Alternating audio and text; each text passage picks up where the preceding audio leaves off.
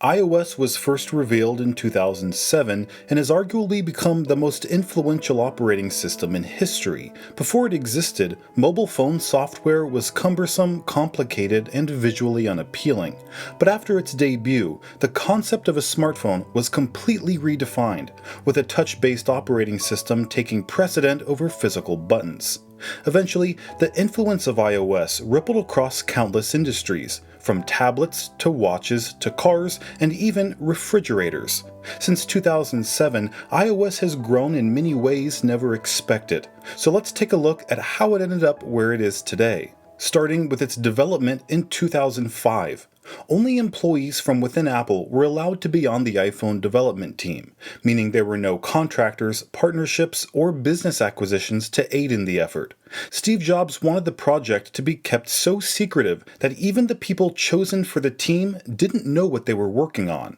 There were two groups assembled to create two different versions of iPhone. One worked on converting the iPod into a phone, while the other tried simplifying macOS 10 to fit it onto a touch-based phone. There were several variations of these two approaches, with people on the iPod team including a click wheel on the phone, while others on the same team tried optimizing the iPod interface to accommodate touch. Meanwhile, on the macOS 10 team, John Rubinstein worked on developing a lightweight, Linux-based version of the OS, while Scott Forstall worked on developing a more streamlined version of macOS 10 to run on an ARM chipset. There were almost 20 different concepts, with many featuring a physical keyboard, since some team members didn't think customers would want to type on glass. The clickwheel concept appeared to be a waste of time, but Steve Jobs insisted on prototyping everyone's ideas before making a final decision. And while you may expect this type of work environment to foster intense competition between teams, Tony Fadell, who then led iPhone development, said it was a competing set of ideas, not teams, and we were all working on it together. Once all was said and done, Jobs chose the macOS 10-based version of the operating system developed by Scott Forstall. It featured a completely touch-based interface, with a software keyboard and multi-touch gestures like pinch to zoom. It was revealed to the public in 2007 and shocked the entire tech industry. An engineer at Google said, "As a consumer, I was blown away. I wanted one immediately. But as a Google engineer, I thought, we're going to have to start over."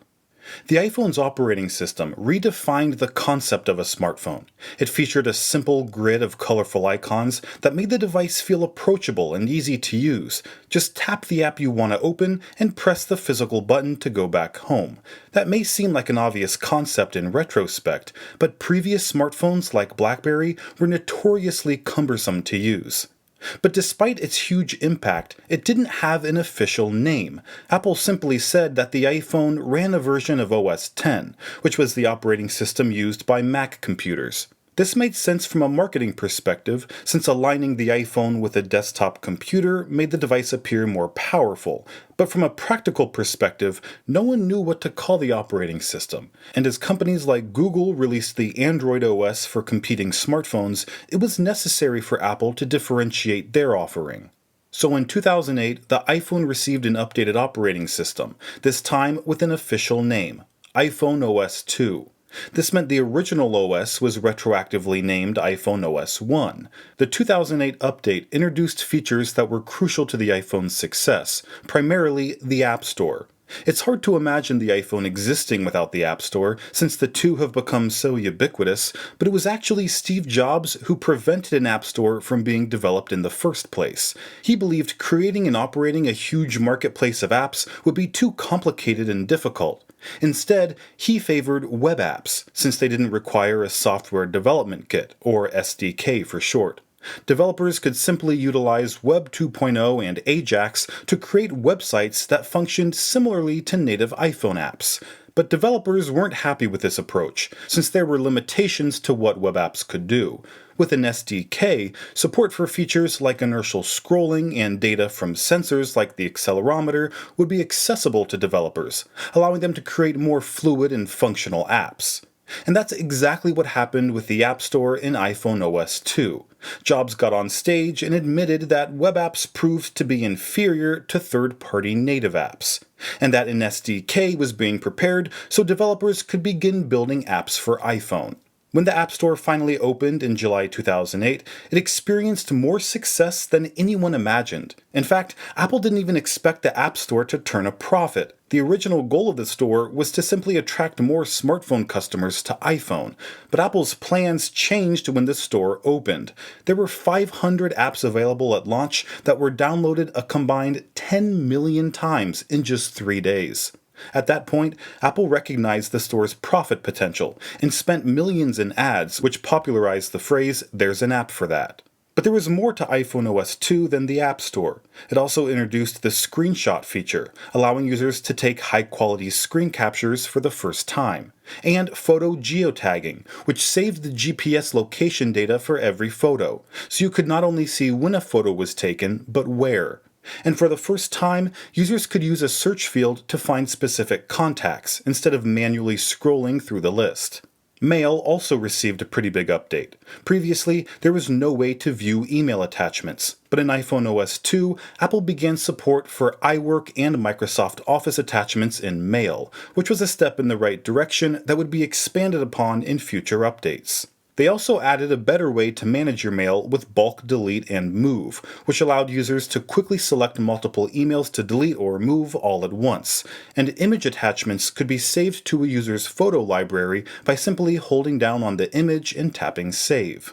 Parental controls were added for the first time in iPhone OS 2, which allowed parents to set certain restrictions on apps and purchases. But the feature that received the most applause was actually the calculator. It was updated with the scientific mode that could be activated by simply rotating the device, a feature that still exists today. And the reason why iPhone 3G could be so successful abroad was because of new language support in iPhone OS 2. Without it, users in Japan, China, and Korea wouldn't have been able to even type on the device. The new update was free for iPhone, but cost $9.95 for iPod Touch users. This was because of an accounting requirement that treated iPhone differently than iPod Touch, since one could be paid in installments over 24 months, while the other could only be purchased upfront, paid in full. It's a legal restriction that doesn't exist today, but did exist back in the 2000s and resulted in some confusion among iPod Touch users. The following year, in 2009, the iPhone was selling in 80 countries around the world, making iPhone OS the most popular smartphone platform globally. And when it came to the free SDK Apple introduced with iPhone OS 2 that allowed developers to build apps, it had been downloaded over 800,000 times in just 1 year, with 62% of those developing software for an Apple product for the very first time. As a result, the App Store grew from just 500 apps at launch in 2008 to over 25,000 in 2009, with iPhone OS users downloading those apps over 800 million times in just 8 months. It was clear Apple was onto something big, and iPhone OS 3 built on these successes to help take iPhone to the next level. But it wasn't all good. The first new feature Apple announced was in-app purchases, and on the surface, the feature seemed like a good idea. In-app purchases allowed developers to charge for subscriptions, new levels or items, and additional app content. For example, a magazine could offer their monthly subscription service from within their app, or a game developer could offer new weapons or maps for a small fee, and ebook stores could offer multiple books for sale within a single app, instead of selling a different app for each book. The use of in-app purchases made sense for certain developers in specific circumstances, but Apple didn't implement any regulations or rules for when the feature could be used, so naturally it was exploited by developers to generate as much money as possible. Games began adopting a free-to-play model, where users could download the app for free, but then were inundated with microtransactions, whether to purchase in-game currency, items, or characters. Some games even limited the amount of time users could play it, requiring a purchase to unlock additional playtime. Other apps, especially in the productivity category, would advertise a specific feature like photo editing, but then lock the capability behind a paywall once users downloaded the app, requiring a one-time fee or even a subscription to simply edit photos. This was when the App Store went from being simple and fun to confusing and frustrating. It's something the App Store still struggles with today, and it's why many longtime iPhone users look back on in-app purchases with bitterness. But there was a brighter side to iPhone OS 3. It introduced push notifications to third-party apps for the first time. Previously, only Apple's own apps could send text and audio alerts with red notification badges. In order to scale the feature to developers, Apple had to completely re-engineer their server system to accommodate the onslaught of additional push notifications without negatively affecting users' battery life. And if that sounds like a crucial feature that should have been available at launch, then you may be surprised that cut, copy, and paste was also introduced in iPhone OS 3, over 2 years after the original iPhone was released. The audience applauded when Scott Forstall announced it, since the feature had been highly requested and already existed on Android. Landscape mode was also expanded in iPhone OS 3. Previously, only Safari supported landscape view, but users enjoyed the widescreen aspect ratio and the larger keyboard that appeared while typing in landscape. So Apple carried the feature over to other native apps like Mail, Notes, and Messages. Speaking of messages, it received a large upgrade in iPhone OS 3 since Apple added support for MMS, transforming the app from a simple SMS text messenger to a richer multimedia experience, since it finally allowed users to send photos, contact cards, audio files, and locations from within a message. Also, Apple created a completely new app for iPhone OS 3 called Voice Memos, which allowed users to record, trim, and share audio clips captured from the internal microphone or even an external mic through the 30-pin connector. And iPhone OS 3 expanded the search function previously introduced in the Contacts app to all key iPhone apps, including Mail, Calendar, iPod, and Notes. But Apple went even further. In addition to searching within apps, they created a system-wide search feature called Spotlight, which was activated by swiping left from the home screen. Now in 2010, Apple really began to modernize the iPhone's operating system, not only because of its new features, but the name itself. Everyone expected this year's upgrade to be called iPhone OS 4, but instead, Apple named it iOS 4. It had included a long-awaited feature called multitasking. Android had multitasking on their platform for years, but Apple claimed it came at too high a cost, like excessive battery drain and reduced processing performance. They claimed multitasking in iOS 4 was built in a more efficient way, and that's why it took longer to implement. Either way, the feature solved a problem many users experienced every day. For example, if they tapped a website link in an email, they'd end up in Safari, with no way to quickly jump back to the Mail app. Instead, they'd have to press the Home button and find the Mail app to enter it again. This often made using iPhone feel slow and inconvenient, which was why multitasking was such a crucial feature. In iOS 4, users could simply double-click the Home button to find a drawer of recently used apps. From there, they could quickly tap the previous app they were using or scroll to find a different one.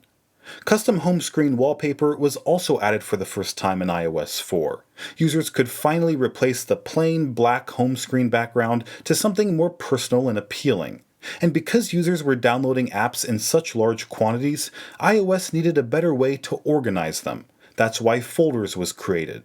Instead of swiping between 9 home pages of apps, users could just tap and drag an app on top of another and a folder would be created, automatically using a name based on the category of apps inside, although users could customize the folder's name if they'd like. Since each folder held up to 12 apps, every iPhone was capable of holding 2,160 apps, a huge increase over the previous 180 app maximum. Another big update to iOS 4 was a unified Mail inbox. Previously, each email account managed by the Mail app had separate inboxes, with users having to switch between each one to check all their new emails. But in iOS 4, Apple added a unified inbox area which combined all the email accounts into one, giving users a much easier and faster way to view and respond to new emails.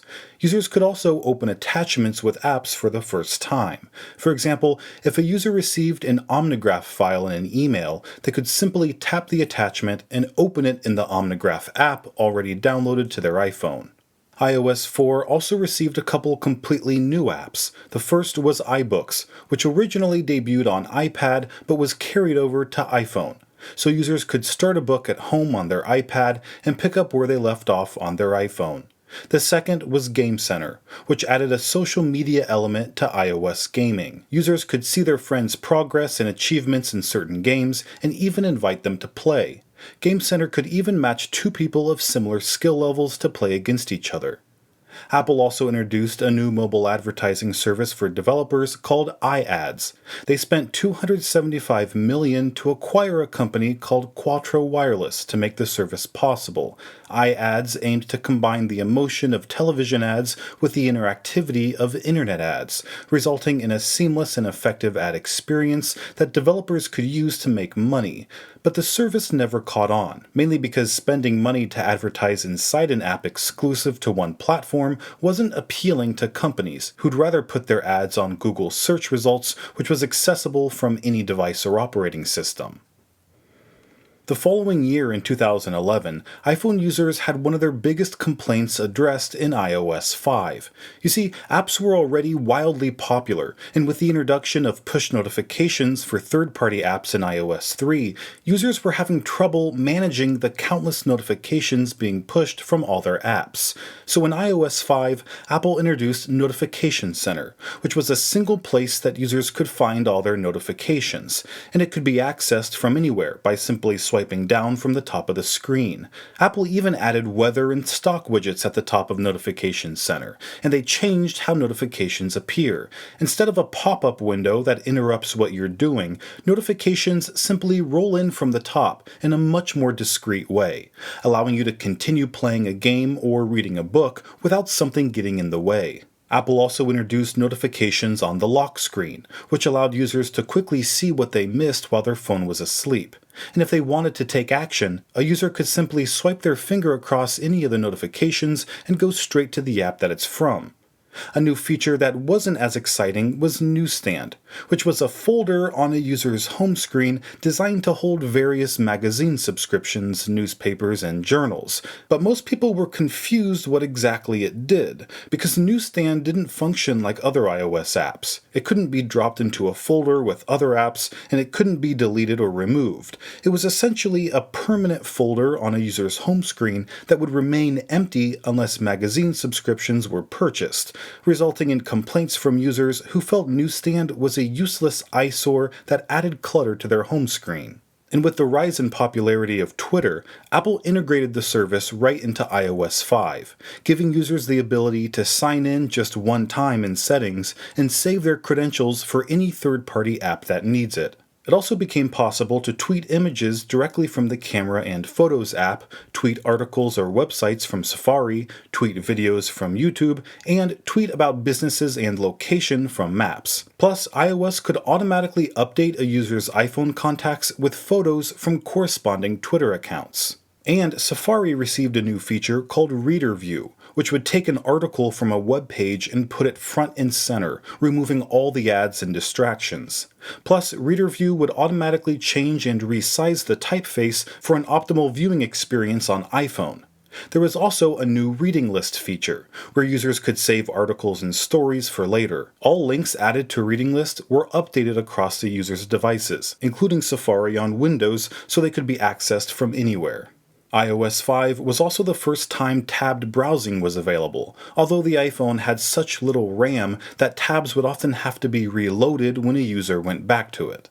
There was also a new app called Reminders, which let users store their grocery lists and post-it notes right on their phone. It featured time-based reminders that would alert the user at a specific date and time, but also location-based reminders that would set up a geofence at a certain location and alert the user once they entered or left that area.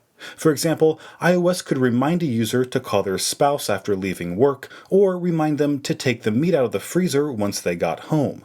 Another major upgrade in iOS 5 was the camera, which, for the first time, featured a shortcut on the lock screen, so users could quickly wake their phone and launch the camera app without missing the special moment they're trying to capture.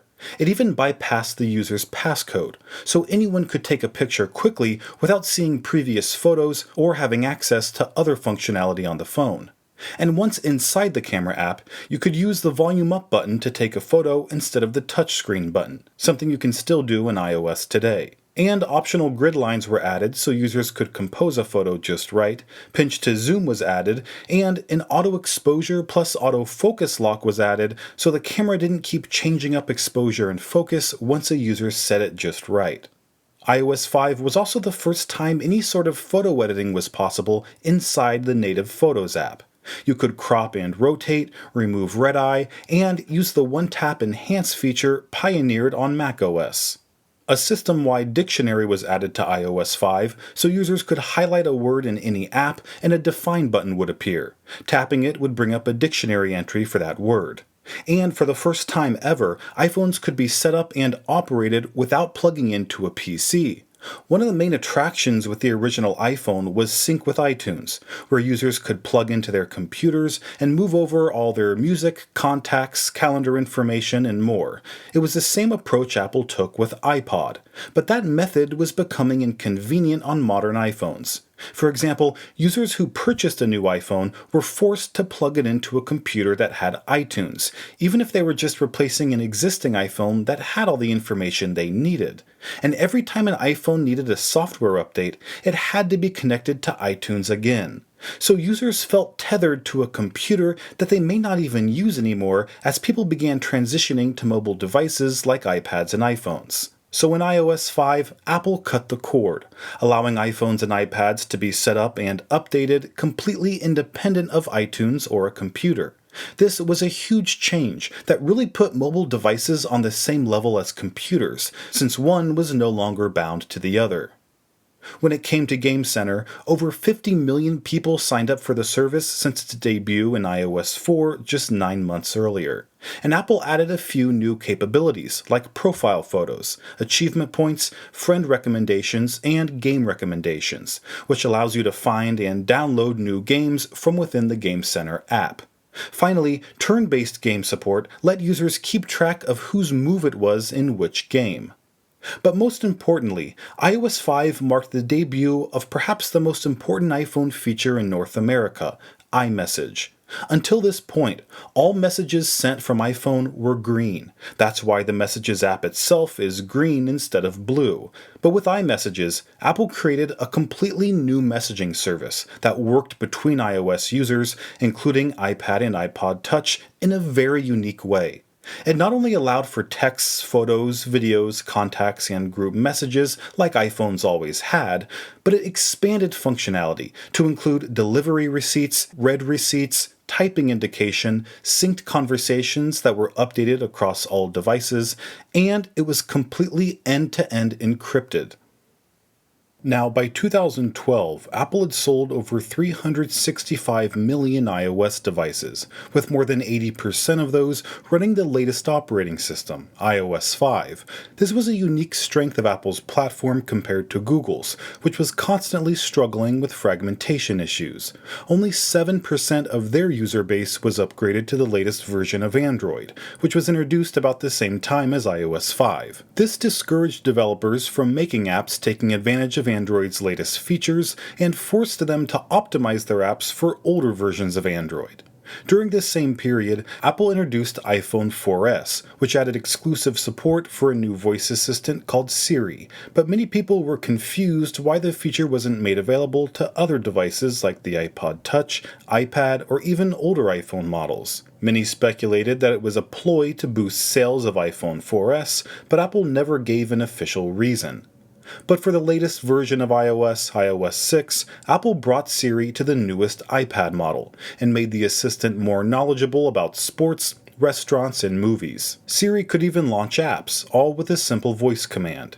And Apple partnered with select car manufacturers to launch a feature called Eyes Free, where a dedicated Siri button would be integrated into a car's steering wheel so drivers could interact with Siri while keeping their eyes on the road and their iPhone's display turned off.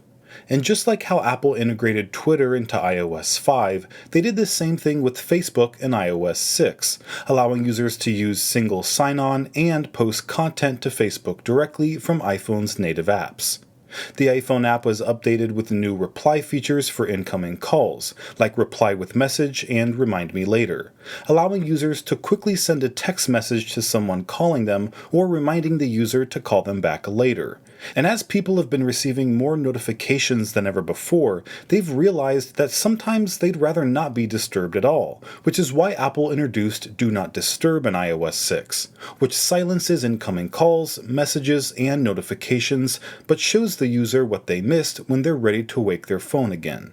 Now, when the iPhone 4 was introduced in 2010, Apple created FaceTime to take advantage of its new front-facing camera, and in 2012, improvements were made to the service that made it more useful. At first, FaceTime was only available over Wi-Fi, but in iOS 6, it was possible to make FaceTime calls over cellular. Apple also allowed users to unify their phone number and Apple ID, which meant someone could answer a FaceTime call made to their iPhone on their iPad or Mac instead.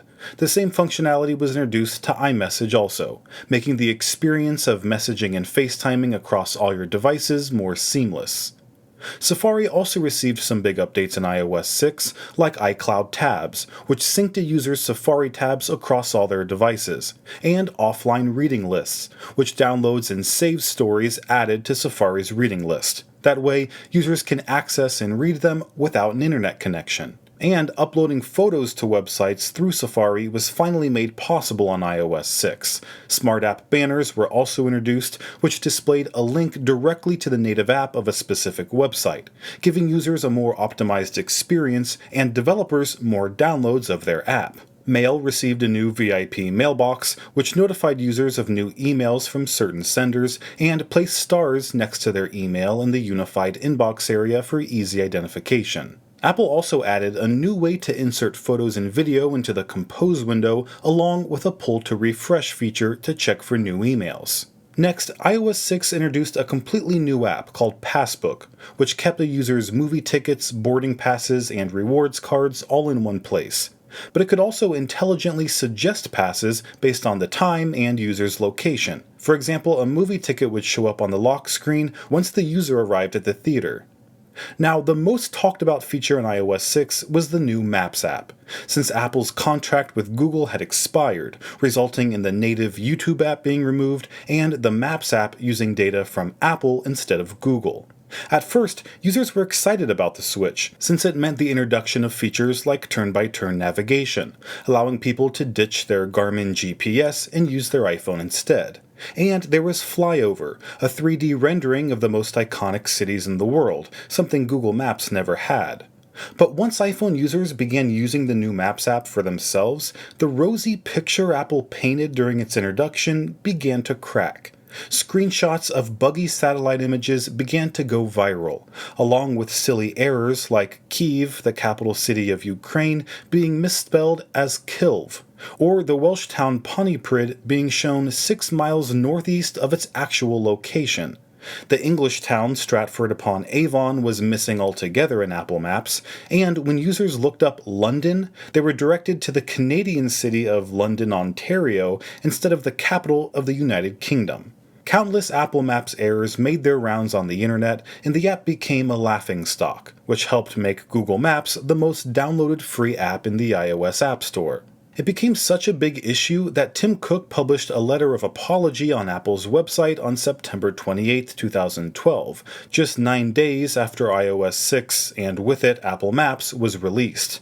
In the letter, Cook said, "At Apple, we strive to make world-class products that deliver the best experience possible to our customers. With the launch of our new Maps last week, we fell short on this commitment.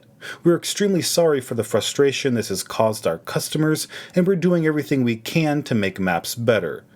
This response was standard for Apple, but he went on to say something that surprised many.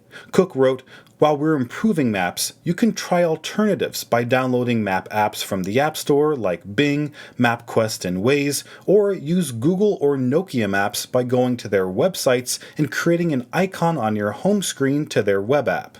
That's the part of the letter which created controversy among Apple fans and shareholders. Not many CEOs would give their customers explicit instructions to use their competitors' services, and no one liked this less than Scott Forstall, the man who not only introduced Apple Maps, but led the team in developing it. Anonymous sources told The Verge that Forstall thought complaints over Apple Maps errors were overblown, a belief he held so strongly that he refused to sign Tim Cook's letter of apology. Many inside Apple felt this was the last straw for Forstall, who developed enemies among the company's executive team over the years. Even Jonathan Ive, Apple's longtime head of industrial design, allegedly refused to attend meetings in the same room as Forstall unless Cook was there to mediate. And since he refused to sign the letter of apology, Cook decided to remove Forstall from Apple's team entirely, with his 2013 departure being announced on October 29, 2012, just 1 month after Apple Maps was released. This shakeup of Apple's executive team had a dramatic impact on the following version of iOS, as Jonathan Ive took over software design in addition to hardware. You see, there was a long-standing dispute over the interface of iOS. Steve Jobs and Scott Forstall favored skeuomorphism, or software features that mimicked physical objects, like a Notes app that looked like a real notebook, complete with leather stitching. But there was an opposing view that favored minimalism and simplicity, of which Jonathan Ive was an advocate. And since he took control of iOS's user interface from Scott Forstall, iOS 7 became a highly anticipated release. And the hype was well worth it, since in 2013, iOS 7 proved to be the most dramatic change to the iPhone's operating system since the original release in 2007. Its introduction video earned Apple a standing ovation, and Tim Cook an "I love you." Love you. Thank you. This major effort.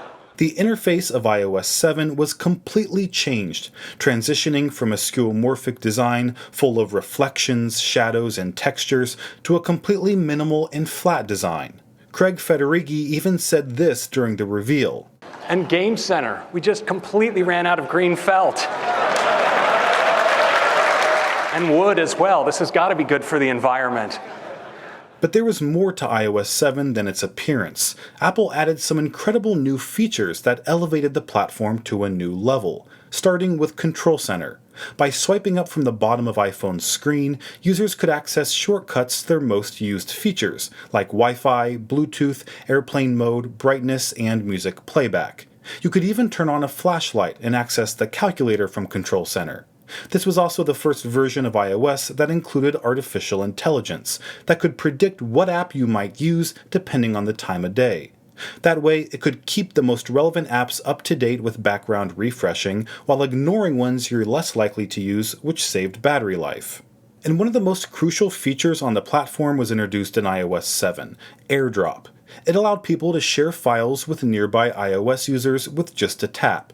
This was in response to an Android file sharing feature that required users to touch their devices together, which is why Craig Federighi clarified this. And if you want to share with multiple people, you just tap, tap, tap. No need to wander around the room bumping your phone with others. The camera also received a big update, featuring a much simpler way to switch between modes. Previously, users had to tap the Options button, then select Panorama for Pano mode, or they'd have to tap a toggle in a different area to enter Video mode. But iOS 7 consolidated all the camera modes in one place, so users could quickly and easily swipe between them. Live photo filters were also added to the camera, allowing users to take black and white photos or classic recolored photos on the fly without any separate editing required. And all these photos could be accessed in a completely reimagined Photos app. Previously in iOS 6, users had to scroll through an endless wall of photos that was simply ordered chronologically, but iOS 7 took existing data from each photo to organize users' libraries in a much more natural way, with something Apple called Moments. It recognized where and when photos were taken and grouped them together based on that information. So photos taken at, say, Baker Beach on May 18th would be grouped together and labeled with that date and location. This not only provided a more enjoyable photo experience, but also a faster one. The new Photos app let users zoom all the way out to view their collections by year, and holding down on the mosaic of small photos would display a larger preview, letting users quickly scrub through a large number of photos to find just the right one. iOS 7 also introduced shared photo streams, so a group of friends or family could all contribute their own photos to a larger collection, perfect for making sure everyone had all the vacation photos taken by different people. And Siri not only received a new interface in iOS 7, but also an improved voice, which sounded more realistic than before. Hi, Eddie. What can I do for you? Plus, an optional male voice was added. Hi, Eddie. What can I do for you? And Siri could do more than ever before, like playing voicemails, increasing display brightness, or turning on Bluetooth. Apple also added Twitter integration, Wikipedia results, and web results from Bing, allowing Siri to answer more trivial questions. And iOS 7 was the first time CarPlay was ever announced, although it had a different name. Apple initially called the feature iOS in the car, and aimed to make it easier and safer than ever to get directions, play music, and reply to messages, all eyes-free through Siri. And the App Store finally received automatic app updates, so users would no longer be bothered by an endless amount of red badges reminding them to update their apps. Now, iOS 7 was well received among casual iOS users, but there was a segment of the tech community that hated the new user interface, with some even refusing to upgrade from iOS 6 altogether. That's why you might hear people say iOS 6 was the best version, or everything started going downhill after iOS 6. And while the new interface did represent a dramatic shift to Apple's software design language, it also represented something deeper that bothered many who'd followed Apple since the early days. iOS 6 was sort of the last remnants of Steve Jobs' influence at Apple. He and Scott Forstall had created similar software for the iPod, Mac, and even Next computers in the 90s, so transitioning away from that legacy was difficult for many people who felt nostalgia for the Jobs era.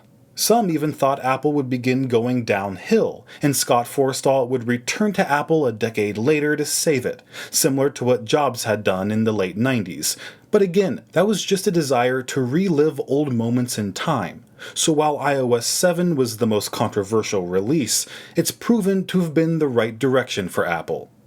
Now, despite all that drama and resistance to iOS 7, almost 90% of all iOS users had upgraded to it by 2014, just 9 months after its release. So it was clear that users were happy with the new interface and features, and iOS 8 took things just a little bit further. It introduced interactive notifications, which allowed users to pull down on a notification to take actions, like replying to a message or accepting a calendar invitation, all without leaving the app they were in. This also worked right from the lock screen, and Apple added a contacts shortcut in the app switcher for the first time and the last time, since the feature was later removed in iOS 9. There was also convenient new gestures in Mail to mark messages as unread, flag them, or delete them entirely, all with just a swipe. The keyboard in iOS 8 received QuickType, which predicted the word a user might want to say next, so they could simply tap it rather than manually typing it out. And continuity made switching between Apple devices more seamless than ever, since you could start creating something like a Pages document on your iPhone and pick up where you left off on your iPad. Messages received several enhancements in iOS 8, like new group messaging features that allowed users to name threads, add and remove people from a conversation, put specific group messages on Do Not Disturb so the endless onslaught of notifications could be silenced, and users could decide to leave the group entirely. Apple also added Tap to Talk, which recorded a user's voice to quickly send audio messages back and forth. And a new app called Health was added to iOS 8, which was a single place for all a user's health data. Previously, information from different health accessories were stored in different apps, and there was no way to consolidate all this data in one place that could give users a more complete look at their health profile. Well, by connecting those third-party apps with the Health app, users could finally have one place to view that data, and they could even give healthcare professionals permission to access health app information in real time, so they could receive more timely and effective care. There were also helpful family sharing features added in iOS 8, where multiple devices could be set up as a single family unit, which automatically enabled a shared photo stream, shared calendars, a shared reminder list, and even a Find My Friends map with family members' locations in addition to the location of their devices. But even more impressive was that Apple allowed family members to access each other's music, movie, and TV show purchases, making it easier than ever to share digital media. And because all the accounts shared the same credit card, children wouldn't be able to buy an app or movie without receiving express permission from their parent first, who would be sent a notification that their child is requesting to purchase something. Photos also received an update with iCloud integration that allows users to access their photos from any device, and new editing features that gives users much more granular control over photo edits than in iOS 7. Although this is when the dreaded iCloud storage almost full alerts became a widespread issue, mainly because the new iCloud Photos feature quickly took up users' 5 gigabytes of free storage space. Once it was full, other features like iCloud backups couldn't be used. But Apple was happy to offer a solution in the form of a subscription service. For 99 cents a month, users could receive 20 gigabytes of storage, and for $3.99, 200 gigabytes.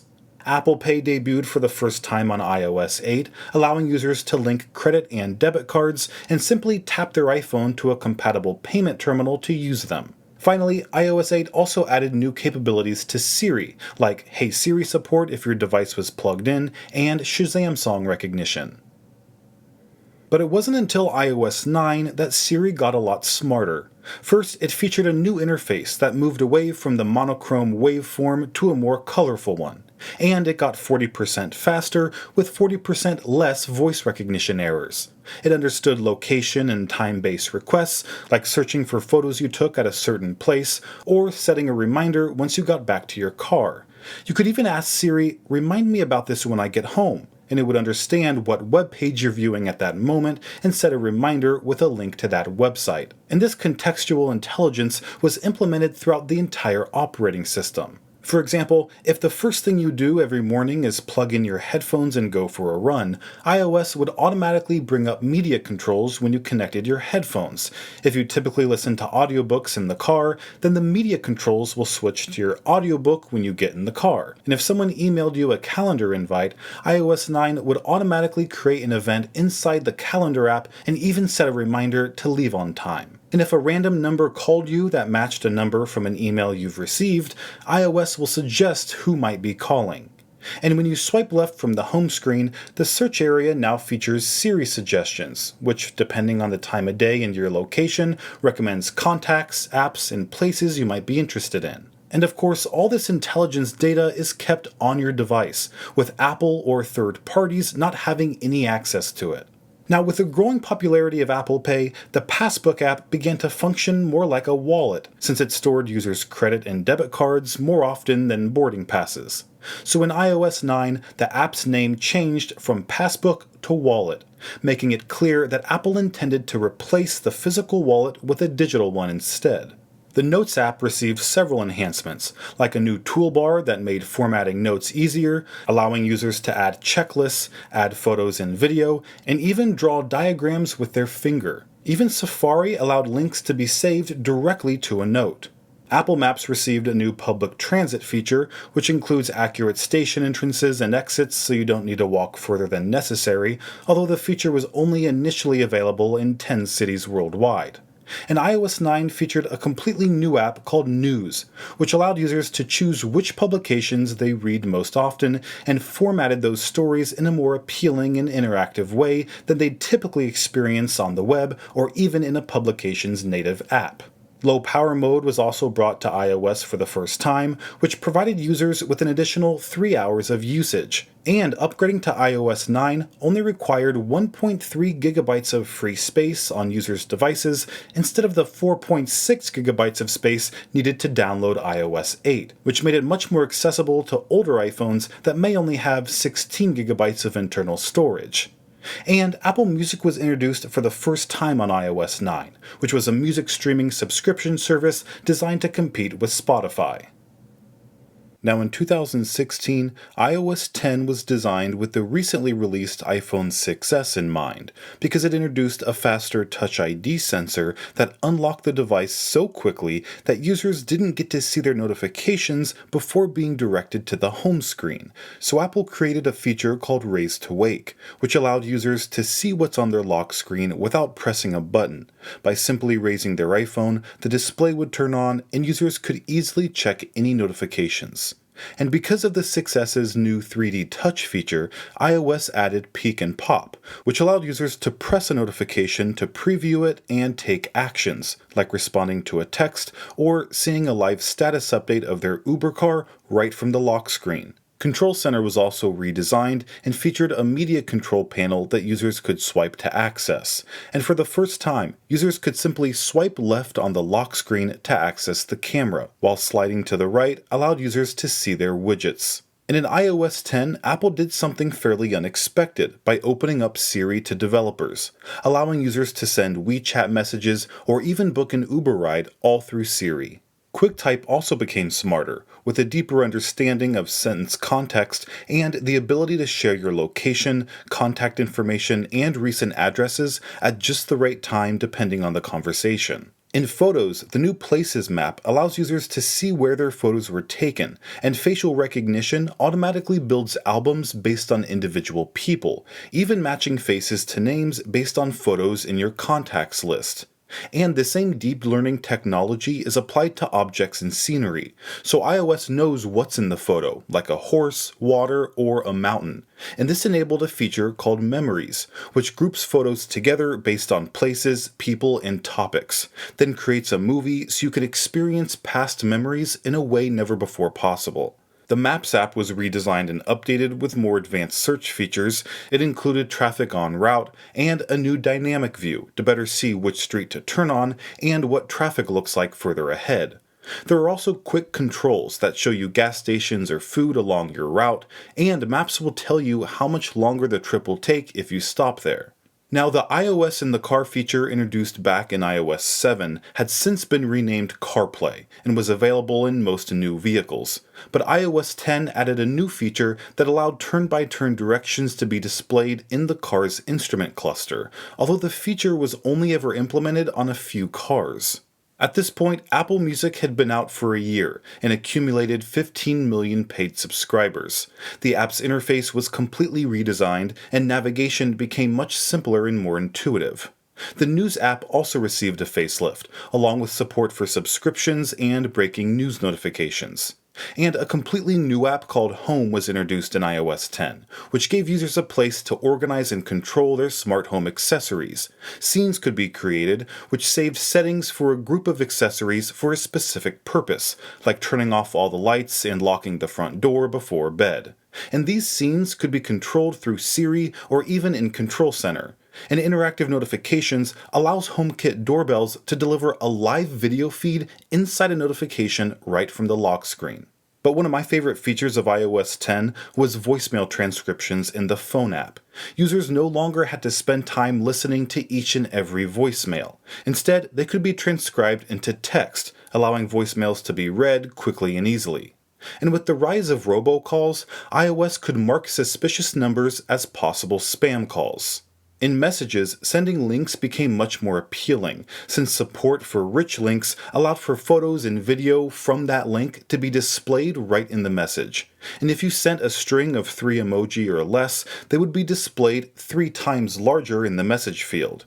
Plus, QuickType could suggest emoji you might want to use based on what you're saying. And if you select the emoji keyboard after typing a message, it would highlight words that you might want to change to an emoji, which users could do with just a tap. Bubble effects also came to Messages in iOS 10, which animated users' message bubbles to communicate their point more effectively. And Tap Back allowed for quick reactions to texts that might not need a written response. But sometimes a personal response is needed, which is why handwritten messages were introduced, to give a personal touch that can't be captured through text. Also, full screen effects were added, like fireworks, balloons, or confetti. Now, even though Messages already received a big update in iOS 10, Apple took things even further in 2017 with iOS 11. They added an app drawer so users could quickly access third-party apps, stickers, and GIFs, and finally, Apple brought Messages to iCloud, so when you sign in to a new device, all your previous messages and conversations will be synced. Apple Pay was integrated into Messages with the ability to send and receive money, similar to Venmo or Cash App. Siri received new, even more natural-sounding voices, plus a brand new interface and the ability to translate. The camera app now captures photos and video in new file formats that result in 2 times better compression, taking up half the storage space on your iPhone or iCloud. And Control Center has been redesigned once again, going from 2 pages to just 1.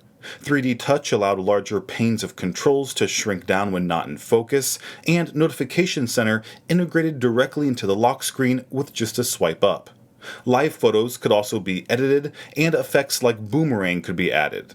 Maps also received new detailed floor plans of malls and airports with directory and search and browsing by floor, along with navigation improvements like displaying the speed limit and lane guidance so users know which lane to be in before taking an exit. And a new feature called Do Not Disturb While Driving, which keeps your iPhone's display turned off and silences notifications if iPhone senses you're driving. You can even allow automatic responses to messages that say you'll respond once you reach your destination. The Home app adds support for smart speakers and uses AirPlay 2 to build multi-room audio throughout your house. But the biggest change in iOS 11 came to the App Store, which received its first major redesign since its original release 9 years earlier. A new Today tab was added, so users could easily discover new apps on a daily basis. And the game category received its own dedicated tab, not only because it was the most popular app category, but likely also in preparation of Apple's own gaming subscription service, Apple Arcade, that wouldn't be revealed for another 2 years. Now in 2018, iOS 12 was all about optimization and efficiency, especially for older devices, with Apple being able to offer it on every device that was supported by iOS 11, which at that moment represented the largest base of device support in the history of iOS. But Apple didn't just want to run iOS 12 on older devices, they wanted it to run better. For example, a 4-year-old iPhone 6s running iOS 12 would launch apps 40% faster, the keyboard would appear 50% faster, and opening the camera from the lock screen would be 70% faster. Apple also wanted to improve all devices' speed while under load, which they were able to make 2 times faster. iOS 12 was also the first time Apple introduced augmented reality, or AR, to iPhone, working with Pixar to create a new file format that would accommodate the type of AR experiences Apple wanted to deliver. And they created a new app called Measure to demonstrate the practical use of AR. It allowed users to simply point their iPhone's camera at a real-life object and create a line between 2 points, then a measurement would be provided. The Photos app received a new feature called Search Suggestions, which showcases key moments, people, and places that are most important to you. And Photos now indexes over 4 million events, like sports games and concerts, so you can search for an event you attended and see photos you took. There's also a new tab called For You, which shows memories, featured photos, effects suggestions, shared album activity, and even sharing suggestions, which intelligently recommends photos you should send to other people who were also at the same event or in the photos. Siri Shortcuts was added in iOS 12, which allows third-party apps to create their own Siri commands. For example, the Tile app can create a shortcut that automatically locates a user's keys when they tell Siri, "I lost my keys." And Siri Suggestions learns what you do at what time, then suggests those actions so you don't have to do them manually, like ordering coffee in the morning or launching a workout app when you arrive at the gym. And with the Shortcuts app, users can create their own Siri shortcuts across multiple apps any way they like. The Stocks app received a new design, along with voice memos, and the iBooks app was updated along with its name, which changed to Apple Books. CarPlay was updated with support for third-party navigation apps, and new features were added to iOS to prevent your iPhone from becoming too distracting, like Do Not Disturb at bedtime, which displays a dark screen while you're in bed and hides any new notifications. and grouped notifications, which prevents an endless wall of notifications by grouping them by app or topic. With just one swipe, an entire group of notifications can be dismissed. Lastly, screen time, which sends users a weekly report of how they used their iPhone, sharing how many minutes of time was spent in each app, how many times they picked up their iPhone each hour, and which apps sent the most notifications.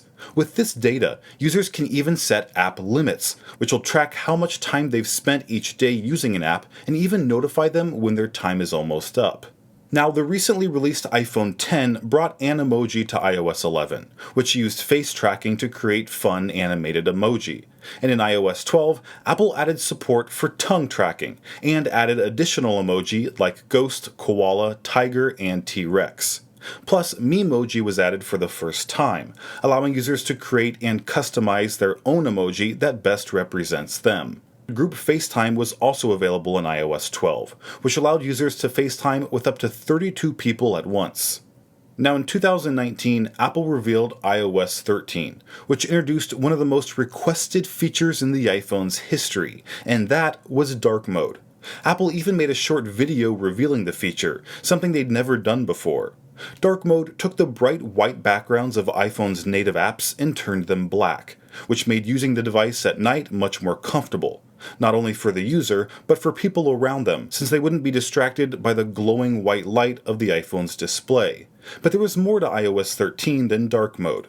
Apple again optimized performance, so that unlocking with Face ID was 30% faster, app download sizes were 50% smaller, and app updates were 60% smaller. And launching those apps became 2 times faster as well. And the Reminders app in particular received a big update in iOS 13, receiving intelligent contextual reminders that understands what you type, adding location details or attachments with just a tap, new organization features that associate tasks with a top-level reminder, and Smart Lists, which keeps track of all your reminders in one place. Apple Maps also received the biggest update since its launch 7 years earlier, with Apple using LiDAR on hundreds of planes and cars to collect new map data that allowed them to rebuild the app from the ground up. The results were impressive, with more accurate data for roads, bridges, parks, beaches, and more, and a new favorites bar allowed users to access places they go most often with just a tap, while collections let users save many different places in one list that could be shared with friends. But the biggest new feature was Look Around, similar to Google's Street View, that gave users a perspective of what an area actually looked like from the ground level. But Apple's differentiating factor was the smooth transitions as users navigated down a street with Look Around, something that was more choppy on Google Maps. Apple also made privacy enhancements in iOS 13, with new anti-tracking features and Sign In with Apple, which allowed users to create new accounts in supported apps without revealing any personal information, all with the ease of Face ID or Touch ID. And if apps requested your email, users could optionally use a randomly generated email address that relays messages to your real email, so that information stays private. There was also HomeKit Secure Video, which addresses the issue of home security cameras sending video footage to the cloud to be analyzed. Instead, Apple could analyze the video in a user's own home using their iPad, HomePod, or Apple TV. Then it'd be encrypted and securely sent to iCloud where no one, not even Apple, could see it. And since Memoji were becoming more popular in the past year, Apple added even more customization options when making them. Plus, Memoji stickers were also added for the first time, which supported not only devices with Face ID, but any device with an A9 chip or later. Photos added new editing effects that could also be applied to video footage for the first time, and in the new Days tab, Intelligent Organization removed the clutter from the user's photo libraries and just focused on the best shots. With the Months tab, users' most important moments are grouped together into events, so it feels more like a diary of their life rather than a wall of random photos, while Years shows us users' similar events of that day in previous years, adding a more emotional photo viewing experience. Announced Messages came in iOS 13, which lets Siri read a user's text messages as they were received, although this was something that annoyed many people who promptly turned off the feature. But audio sharing was received much better among users, who liked the idea of sharing audio they were listening to with just a tap. And handoff with HomePod meant users could keep listening to their music when they got home by simply holding their iPhone close to HomePod. CarPlay also received a big update with redesigned apps, a new Siri, and a new widgets dashboard, where drivers could see their directions, audio controls, and Siri suggestions all in one place. And Siri's Voices was updated once again, using a machine learning technology called neural text-to-speech, which made the cadence of longer sentences sound more natural. Lastly, Silence Unknown Callers was added to iOS 13, which sent calls from random numbers, typically spam calls, straight to voicemail, then gave users a notification that the call was received.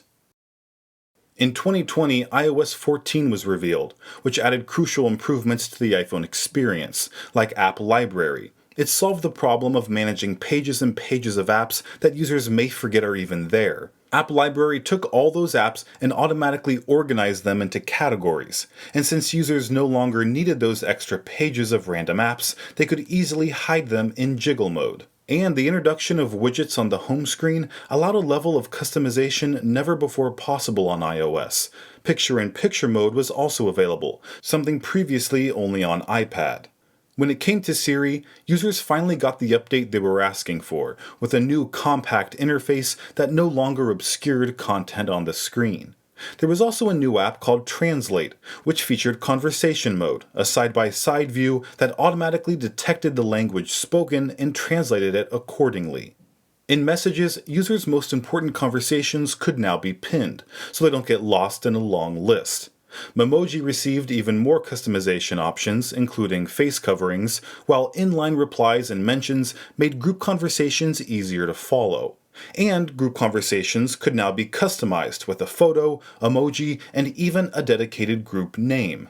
Apple Maps received a new feature called Guides, which helped visitors in a new city discover places to eat, shop, or explore, in addition to cycling directions, which helps users navigate along bike paths, bike lanes, and roads. It accounts for elevation and even notifies users if the road will be quiet or busy, and if they'll have to carry their bike up a flight of stairs. EV routing was also added to Maps, but it was only available when connected to a supported vehicle, of which there are still very few. Similarly, the new digital car key feature of iOS 14 that allowed users to unlock their car with their iPhone only worked on compatible cars, which, at launch, was only one, the BMW Series 5. And to help users with the complications of downloading different apps for various places and services, Apple created App Clips, which is a mini version of a full-sized app that could be quickly downloaded the moment you need it. Although even today, the feature hasn't caught on the way Apple expected.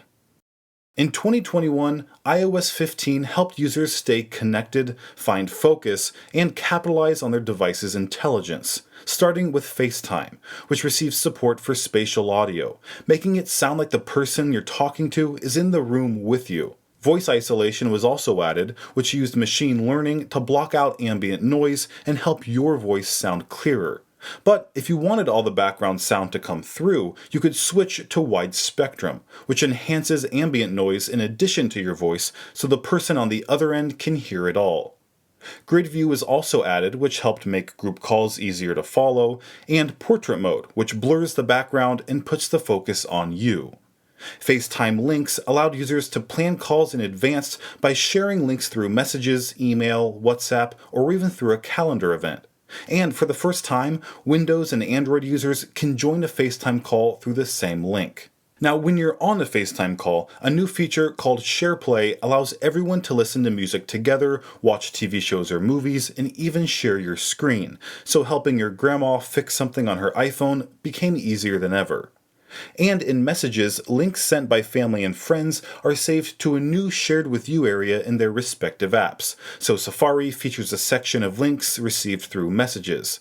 And the News app has a section of shared articles, allowing you to view these shared links on your own time instead of checking it out straight away. Even the Photos app saves photos shared by other people through Messages and organizes them into your library without you having to do anything. Plus, it's smart enough to ignore screenshots and memes so those don't begin to clutter up your photo library. And with a new feature called Focus, users can decide what notifications they receive at what time, along with notification summaries that allow only time-sensitive notifications to be delivered in the moment, while everything else is displayed later in a notification summary, which can be delivered whenever you choose, like in the morning or evening. And Apple made it easy for others to see when you don't want to be disturbed with statuses in messages, so they know when to send a message and when to hold off. There's also a new feature called Live Text, which recognizes handwritten words from photos that allows them to be selected and copied. But iOS could recognize more than text. Visual Lookup allows animals, objects, and locations to be identified. This also means your photos are searchable through Spotlight for the first time. And Rich Results for Contacts provides more detailed information for the people you connect with most. Photo Memories received more customization options with the addition of Apple Music songs as soundtracks. Wallet received support for a new ultra-wideband digital car key, digital hotel keys, and digital state IDs, something that's still only supported by a few states. The Weather app received a big update, with Apple leveraging the technology they received after acquiring the popular weather app Dark Sky, including new weather maps that visually displayed temperature, precipitation, and air quality. Apple Maps received a new interactive globe, more detailed visuals for elevation, a new nighttime mode, and even custom-designed landmarks. There's also a new augmented reality experience to help users walking around a new city or to find the nearest station exit. And in the most recent version of iOS, iOS 16, the lock screen receives the biggest change ever, with the ability to customize the typeface and color, enjoy dynamic depth effects, change the photo style, and add widgets, all right from the lock screen. Plus, you can create different lock screens optimized for various activities, like one screen for work and a different one while relaxing at home.